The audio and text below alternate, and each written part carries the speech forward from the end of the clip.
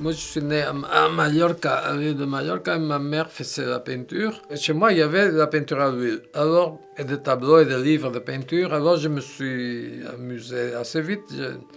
Puis, j'ai essayé plein d'autres choses. En grandissant, j'aimais bien ça. J'aimais bien le cinéma, la photographie, l'écrire, et la plongée sous-marine, que j'aime toujours. Mais la peinture m'a toujours plu plus que les autres choses. Alors, je n'ai pas arrêté. C'est pas que j'ai choisi. J'ai fallu presque commencer à étudier les mathématiques parce que j'aimais bien ça. Parce que mathématiques, il ne faut rien faire. Il faut que purement... Mais la peinture, j'aime bien l'état dans lequel c'est. Mais j'aime bien, on arrive tout de suite à ce qu'on ne sait pas faire et c'est ça qui est intéressant.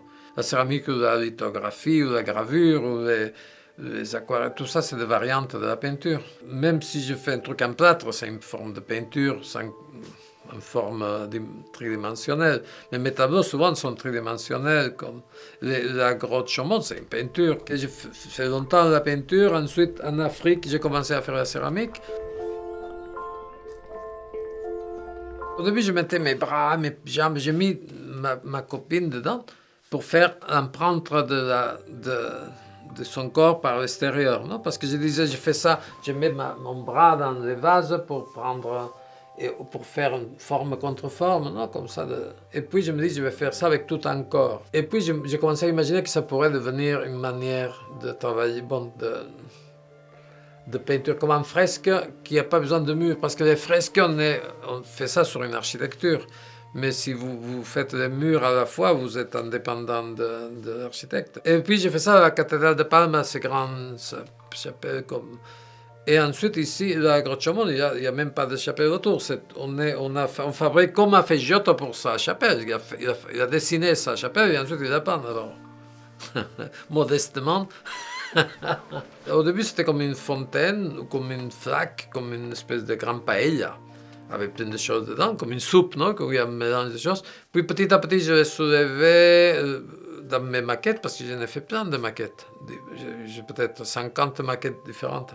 Puis c'est devenu l'atelier de l'artiste, un endroit où les choses se transforment. Et puis ça, petit à petit, a commencé à devenir une grotte. Mais j'étais coincé, ça ne marchait pas. Et pendant 6 mois, je l'ai laissé tomber. Et au Japon, du coup, j'ai visualisé la possibilité de mettre les yeux de bouge et là, ça, j'ai pu la finir. Ensuite, la cuisson, c'était spectaculaire, mais c'était pas compliqué. Mais c'était comme c'est une œuvre qui fait 6 ou 8 mètres d'un seul morceau, je devais l'armer dedans comme en acier, non? Que ça soit comme une structure solide qui permet que ça reste. Et pour faire ça, je devais utiliser une argile qui ne rétrécit pas. Et ensuite, j'ai travaillé dessus en peignant. Mais il y a un palimpseste, il y a beaucoup d'images effacées. Parce que comme j'ai travaillé à plusieurs moments, j'ai effacé une partie, j'ai continué une part dessus. Oui. Et puis finalement, mon atelier d'artiste s'est transformé dans ces grottes avec un trou comme une ligne de fuite, non? Et puis il y a les tableaux. Ce qui reste de l'ancien tableau de l'artiste, c'est tout froisé. J'étais que c'est comme cette langue rouge. Et puis derrière une installative, vous verrez qu'il y a un rectangle dedans. Ça se voit seulement si on se penche. Mais ça, c'est le reste de l'ancien atelier de l'artiste. Et puis, tous les murs sont recouverts d'images. Oui. Je savais que ce n'était pas terminé pendant très longtemps. Et puis là, d'un coup, j'ai su que c'était terminé. Et les œuvres qui ne sont jamais terminées, ils sont bien comme ça aussi, sans terminer. Des fois, c'est mieux. Des fois, je regrette de terminer. Et des fois, les œuvres, je les détruis et après, je m'en veux de les avoir détruites. Et après, ou beaucoup de fois, hélas, je m'en veux de ne pas les avoir détruites. Moi, devant la grotte, je suis comme vous, comme une autre. Je le découvre un peu aussi. Parce que je ne suis pas sûr de savoir. Je sais qu'est-ce que j'ai fait. Je peux nommer chaque image, mais je ne sais pas qu'est-ce que ça veut dire. Après, je peux dire une chose différente tous les jours. Il n'y a pas de message. J'aime bien voir la réaction des gens qui sont devant. Mais je ne veux pas qu'ils jettent des pièces dedans.